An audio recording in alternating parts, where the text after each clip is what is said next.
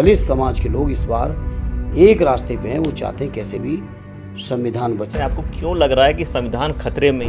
पिछली बार उपचुनाव में जो हार मिली थी उससे क्या सबक लिया है? तो एक एक्सीडेंटल हार थी कि जो लोग 400 पार की सोच रहे थे वो 200 के नीचे होंगे। अलायंस की अगर सरकार बनती है तो उसमें अखिलेश यादव की भूमिका आप कैसे देखते हैं? क्या आपको ऐसा लगता है कि अलायंस में अगर कोई आप चेहरा दे पाते तो शायद स्थिति और बेहतर हो सकती थी? कि जयंत चौधरी से आखिर बात कहाँ पे बिगड़ गई? बहन जी को इतना ही मैं कह सकता हूँ कि बी टीम नहीं बनना चाहिए।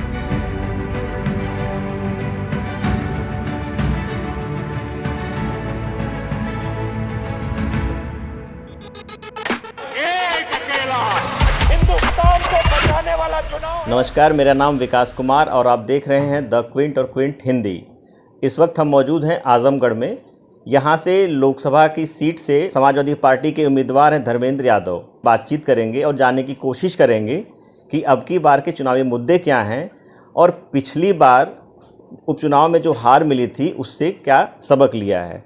तो धर्मेंद्र जी, सबसे पहले मैं जानना चाहूँगा कि अब की बार के चुनाव में क्या चीज़ें हैं जो आपको लग रही हैं कि वो आपके फेवर में जा रही हैं? देखिए, चुनाव आजमगढ़ का नहीं, आजमगढ़ तो फेवर का स्थान हमेशा रहा है समाजवादियों के लिए। और जिस हार की आप बात कर रहे हो एक एक्सीडेंटल हार थी, राजनीति कभी कभी होता है। अदरवाइज़ अगर मैं बात करूं इस चुनाव की तो पूरे देश का चुनाव एक अलग तरीके का चुनाव है। और शायद जब ये चुनाव शुरू हो रहा था तो देश के मीडिया के लोग भी नहीं भांप पाए थे। और अपोजिशन को अगर हम यूपी की बात करें तो कोई 5 सीटें दिखा रहा था, कोई 7 सीटें दिखा रहा था, कोई 12 सीटें दिखा रहा था, कोई जो 2-4 सीटें दिखा दे रहे थे। सिंगल डिजिट से ऊपर अपोजिशन को देने के लिए मीडिया के लोग भी तैयार नहीं थे। लेकिन अभी तीसरे फेज़ का ही केवल चुनाव हो पाया है और 3 फेज़ों के अंदर ही मैं समझ सकता हूँ, आप मीडिया से जुड़े पर्सन हैं, कि किस तरीके का लोगों के अप्रोच में, लोगों की सोच में, लोगों के ऑब्जर्वेशन में चेंज आया है। और जो लोग 400 पार की बातें कर रहे थे वो 400 पार अब भूल चुके हैं। वो अब इस जुगाड़ में है कि कैसे हम बहुमत पा जाएं। लेकिन अभी इससे भी हटके मैं इससे आगे एक बात कहता हूँ कि जो लोग 400 पार की सोच रहे थे वो 200 के नीचे होंगे। और ये बात मैं बहुत जिम्मेदारी से कह रहा हूँ। आज आप रिकॉर्ड कर लीजिए और 4 जून के बाद इस रिकॉर्डिंग को आप ज़रूर खोलिएगा।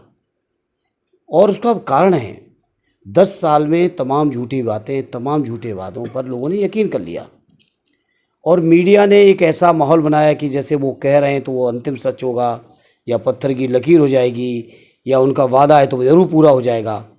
10 साल में लोगों ने महसूस कर लिया।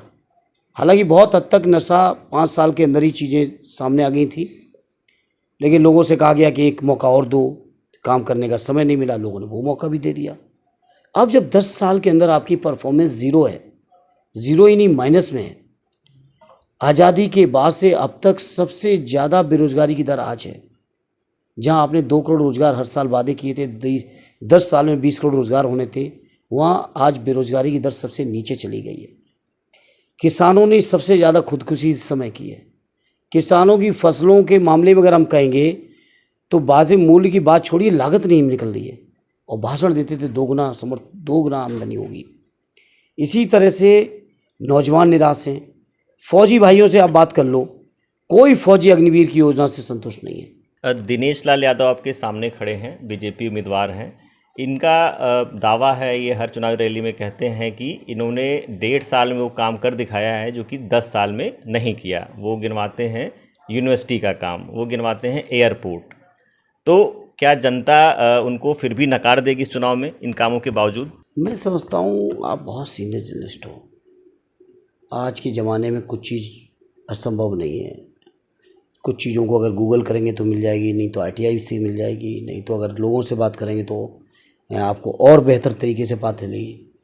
एयरपोर्ट के आसपास के जो लोग हैं ज़रा उनसे पूछिएगा ये एयरपोर्ट कब का बना हुआ है। ये एयरपोर्ट ऑलरेडी नेताजी की सरकार का बना है। नेताजी की सरकार के मायने हो गया 2007 से पहले का बना हुआ है। 2012 में यहाँ पे तमाम पार्टी के नेताओं ने यहाँ से प्रचार प्रसार किया है। 14 में किया है। लगातार एयरपोर्ट रनिंग था। इन्होंने उस एयरपोर्ट के एक्सपेंशन की बात ज़रूर की थी, लेकिन एक कंट्रोल रूम शायद बनाया था। प्रधानमंत्री जी आए थे उद्घाटन करने और उस उद्घाटन के 33वें दिन उस कंट्रोल रूम में उनके आग लग गई थी। ये है उनकी उपलब्धि, ये उपलब्धि है। अगर इस उपलब्धि को उपलब्धि मानते तो मुझे कुछ कहना ही नहीं है। आजमगढ़ की सीट पे दलित वोटर्स का काफ़ी इफेक्ट देखा जाता है। आपकी ऐसी क्या प्लानिंग, कैसी योजना है कि दलित वोटर्स भी समाजवादी पार्टी के साथ जुड़ पाए? देखिए, दलित वोटर इतनी बड़ी तादाद में है कि उसमें कोई योजना काम करने वाली नहीं है, और दलित वोटर बहुत जागरूक हैं। कोई भी दलित व्यक्ति, हालांकि देश का कोई भी व्यक्ति नहीं चाहेगा, लेकिन विशेष तौर पर अगर दलित भाइयों की बात करें तो कोई भी व्यक्ति ये नहीं चाहेगा कि बाबा साहब का बनाया हुआ संविधान खत्म हो।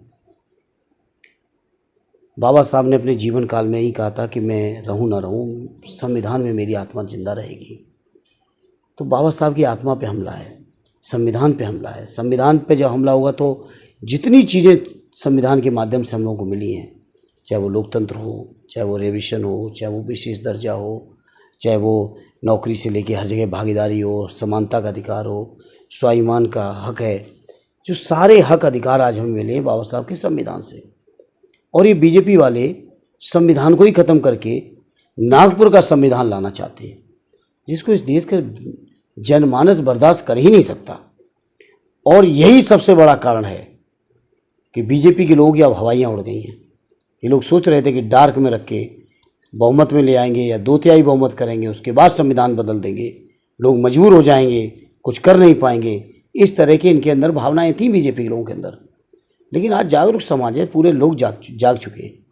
मामूली बात है, आदरणीय अखिलेश जी, आदरणीय राहुल गांधी जी पब्लिक कैंपेन में जा रहे हैं, मीटिंग में जा रहे हैं, देश के संविधान को हाथ में लेकर संकल्प ले रहे हैं।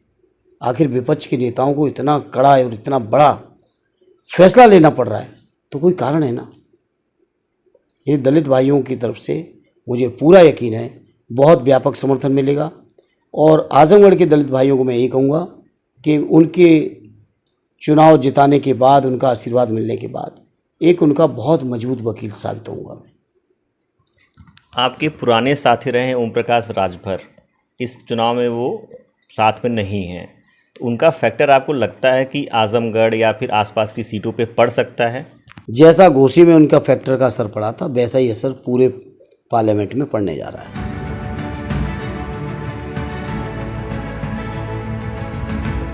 आजमगढ़ में बड़ी उम्मीद लेके आए, लेकिन यहीं के 4 बार के सांसद, 5 बार के विधायक रमाकांत यादव जी झूठे मुकदमे में, मुकदमा सच होता, जेल में होते, कोई बात नहीं, झूठे मुकदमे में, बेबुनियाद मुकदमे में पिछले 1.5 साल से ज़्यादा समय से जेल में।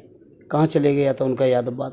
एटा का परिवार चौपट किया गया, झांसी में चौपट किए गए यादव, मुसलमान भाई चौपट किए जा रहे हैं। अब सोचो गाजीपुर में क्या हुआ, सोचो आजम साहब के परिवार के साथ क्या हो रहा है, कितने बताएं।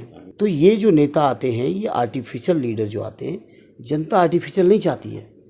जनता जानती है कि कौन व्यक्ति किस मौके पे कब संघर्ष में साथ था, संकट में साथ था।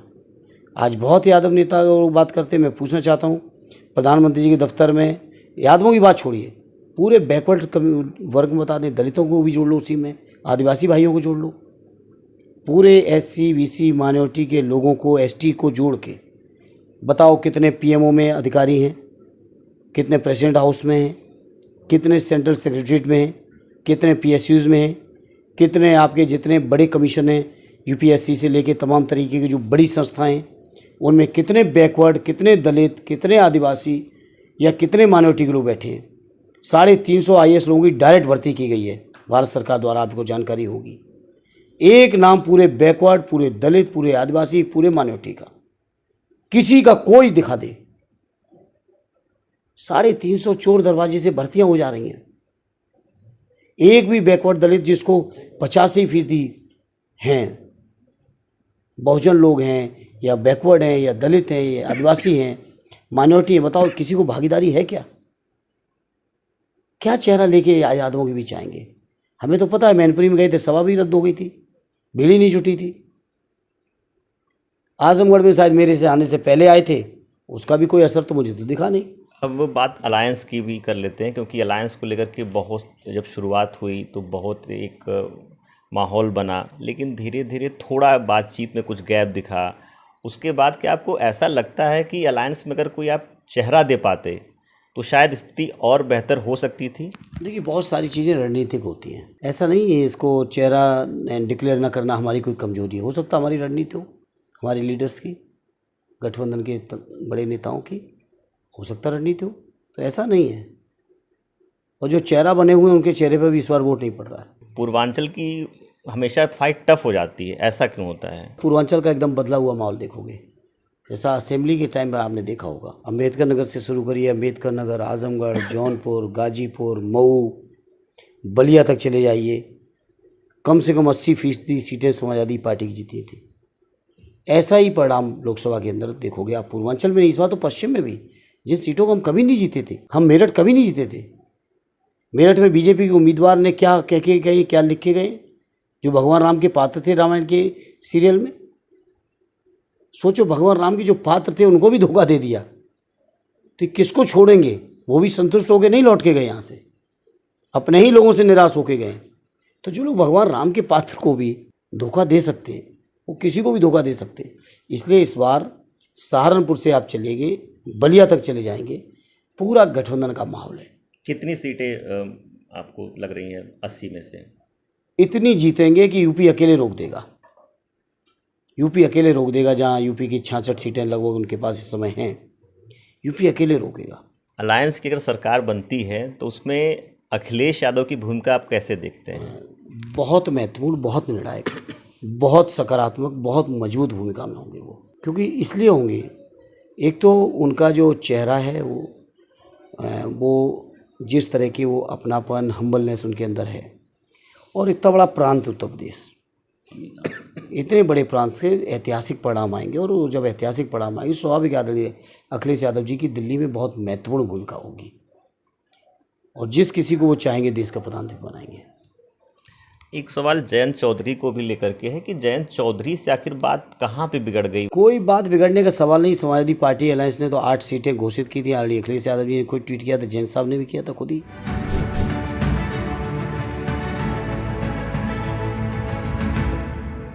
बहन जी को इतना ही मैं कह सकता हूँ कि बी टीम नहीं बनना चाहिए। ये निर्णायक लड़ाई है, इससे ज़्यादा मुझे कहने की ज़रूरत नहीं है। और बाकी उनके आंतरिक फैसले, जो फैसला लें वो किसी और को उत्तराधिकारी घोषित कर दें, वो अभी जहाँ नामांकन की तारीखें बची हों और भी उम्मीदवार बदल दें, वो तो उनका आंतरिक मामला, उसमें हम क्या कह सकते हैं।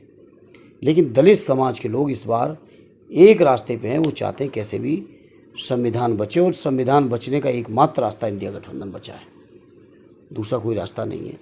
एक आखिरी सवाल धर्मेंद्र जी की, ये बार बार संविधान की हम लोग बात कर रहे हैं, आपको क्यों लग रहा है कि संविधान खतरे में या संविधान बदल दिया जाएगा? उसके कोई यूँ ही हवा में ये बात पहले कभी क्यों नहीं उठी थी, आज ही क्यों उठी? 10 साल के जो बीजेपी के काम करने का तरीका रहा है, उस तरीके के आधार पर जो जरा भी जागरूक लोग हैं वो समझ चुके हैं कि बीजेपी भविष्य में क्या फैसला लेने जा रही है। जिस तरह धारा 370 ओवरनाइट ख़त्म की गई, और भी कई निर्णायक फैसले लिए गए, जिस तरह से चुनाव आयोग की नियुक्ति में देश की सर्वोच्च न्यायालय के माननीय चीफ जस्टिस साहब को निकाल के बाहर किया गया, क्या आप ये मानते हैं लोकतंत्र के हित में है? क्या ये फैसला? जिस तरीके से 150 सांसदों को निष्कासित करके सीपीसी में, सीआरपीसी में, आईपीसी में जो संशोधन किए गए, और जो संशोधन हैं वो देश में डिक्टेटरशिप चलाने के लिए संशोधन किए गए, कोई जनहित में, जन कल्याण के लिए नहीं किए गए। लोगों के ऊपर बंदिशें बढ़ाई गई हैं, उनके मौलिक अधिकार घटाए गए हैं। ये उदाहरण है सामने। बीजेपी ने खुद कहा, प्रधानमंत्री जी की स्पीच मैंने सुनी, कि ऐसे फैसले होंगे 1000 साल तक लोग याद करेंगे। बताओ कौन से ऐसे फैसले होते हैं? लोकतंत्र का फैसला तो 5 साल के बाद लोगों को संभलने का, सुधरने का, समीक्षा का मौका मिलता है। बताओ 1000 साल के कौन से फैसले होते हैं? अभी तो हमारी आज़ादी की इतने समय नहीं हुआ है, सोचो। तो ऐसी बातें जब बीजेपी की लेवल से आएंगी, प्रधानमंत्री के लेवल से आएंगी, तो लोगों की शंकाएं हैं, और वो यूँ ही शंकाएं नहीं है। क्या आप समझते पूरा विपक्ष यूँ ही शंका खड़ी कर दिया? हाँ, बीजेपी के लोग अब घबरा गए हैं, क्योंकि संविधान बचाना देश में एक मुद्दा बन चुका है। अब उसको बीजेपी भी चाहेगी तो रोक नहीं सकती। तो ये थे धर्मेंद्र यादव, जिन्होंने खुल करके पूर्वांचल से लेकर के यूपी से देश की पॉलिटिक्स पर अपनी बात रखी। बाकी की पॉलिटिकल रिपोर्ट के लिए देखते रहें द क्विंट और क्विंट हिंदी। एक अकेला हिंदुस्तान। हिंदुस्तान को बचाने वाला चुनाव है। 400 हारने जा रहे हैं। हम्बा हम्बा रो पड़ी बीजेपी इस खरब अब की बार भाजपा तड़ी पर उसका नाम हो गया। राम का मंदिर का ये सपा और कांग्रेस के लोग बना पाते